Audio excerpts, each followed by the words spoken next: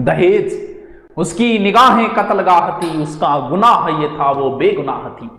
वो एक मिटी हुई सी इबादत बनी रही, चेहरा खुली किताब था, सहनाइयां उसे भी बुलाती रही, मगर हर मोड़ पर दहेज की कुर्बान गाह थी। वो रूह सौंप देना चाहती थी उसे, पर उस आदमी की निगाहें सिर्फ उसके बदन पर थी। तो वो है एक प्रकार को दहेज को कुरीति जो कोई बता सके कि क्या चीज है? कोई को नहीं बता, उन शायरियां दान घड़िया हुआ प्रश्न नहीं बता कोई थे ही बता दे तो मन तो बताना ही पड़ेगा जब तुम आयो। देखो के वे पंडित जी बैठे हैं, ठीक है, पंडित जी वर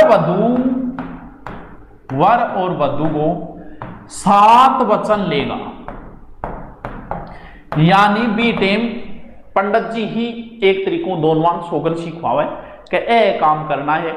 अब और अन्य जितने भी बालक बालिकाएं हैं, अपनी बड़ी को माता समझना है, छोटी को बहन के समान समझना है, किसी की तरफ नहीं देखना है, अपनी पत्नी को किसी भी धर्म कार्य में करो तो उसमें साथ में रखना है, या धर्म कार्य करो ना पत्नी को योगदान मानी जाए, तो पत्नी ने सागे राखनी है। ई तरीके की 7 वचन दे, कोई बात थे छुपा के नहीं रखोगा, मोबाइल का पासवर्ड भी थे थारी पत्नी ने बताओगा, सारा फेसबुक का बताओगा, इंस्टाग्राम का बताओगा, तो कोई बात छुपानी को नहीं। अर्धांगिनी है थारी, अर्धांगिनी को मतलब अधोंग है, यानी पत्नी को अर्धांगिनी कहा जाता है। क्यों? क्योंकि बिन आधी बात को बेरो है। अगर पत्नी आपका पति ने कोई बात पूछ रही है तो समझ लो कि आधी बात को बिन पहली बेरो है, इंगी बजों बात पूछ रही है, इन कारण बिन अर्धांगिनी बोला। अब कंफर्मेशन खातर थोड़ी सी बात और पूछना पड़े, तो वह है 7 वचन जगह पंडित जी दिलवा होगा। वह हो गया बिन के बोले अभ्यारोहण बोले, ओ लोग जी मन तो बेरो ही कोई बात नहीं बेरो, तो चल फेरा लो भाई,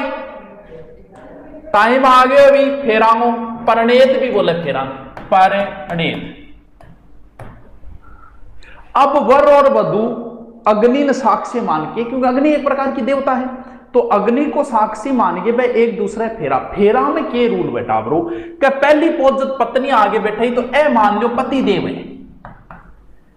ए पति देव है, ठीक है, मुंडी सी सकला, तो ए पति देव है। अब पत्नी जब पहली आगे बैठेगी तो वहां इस साइड में बैठेगी, यानी वहां मांग हुकुम से दाई तरफ, फेर चालू होएगा फेरा, तो 3 फेरा में तो वधु आगे रहेगी, और चौथे फेरे में नाउड़ले को, नाउड़ के वो ओवरटेक मारेगो, ओवरटेक मार के और अब वर आगा आ जाएगो कौन से फेरे में? चौथे फेरे में। फिर पंडित जी कहेगा आप थक क्या हो गया, 4 फेरा थारा पूरा हो गया, अब बैठ जाओ। अब पत्नी किधर बैठेगी? अब पत्नी वामांग हो गई है। हमेशा भले कहीं बैठे, शादी के बाद पत्नी को पति के किस साइड में बैठना है? वामांग साइड में बैठना है। अब इस साइड की ओर बैठना है, हृदय की ओर बैठना है, हार्ट इस साइड में होता है, तो पत्नी भी आधा दिल होती है तो इस साइड में बैठेगी।